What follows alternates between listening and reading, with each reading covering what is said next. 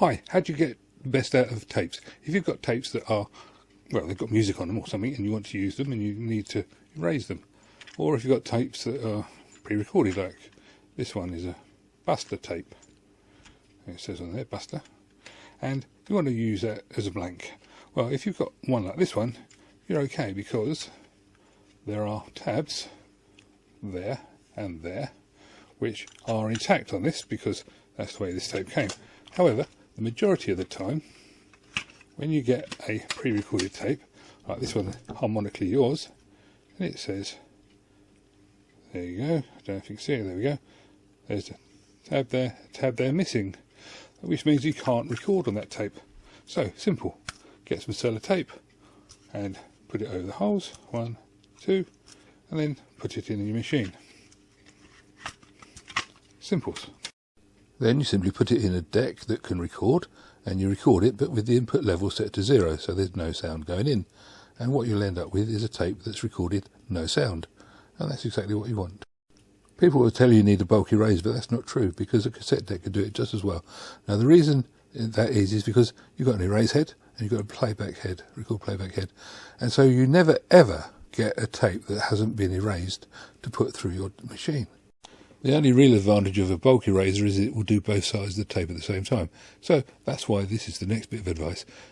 When you've done one side, do the other. Because if you didn't record the original tape, then there's a chance you might get a feed through.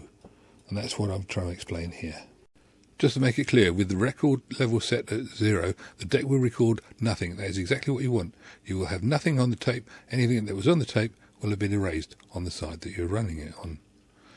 So therefore, if the tape is now blank and is ready to be recorded, anything that was on the tape has been erased. It is worth doing both sides, one after the other, then the tape is ready for use.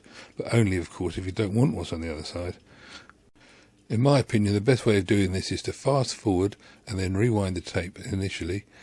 It doesn't matter how old the tape is, and then do the erase by recording nothing on the tape. Because if you look at the size of these spools, you can see the tape on one spool has been closely wound on a small diameter, and the tape on the other spool has been closely wound on a big diameter.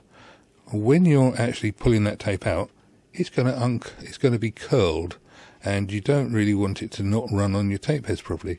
So by running it backwards and forwards in fast forward and rewind, and then doing the method I've just described of putting it in record, it will actually relax the tape, and it will give it a chance to spring back to being flat rather than being a curved thing which just wants to be in a big ball. I'll let Norman Wisdom and Briz Forsyth show you the problem.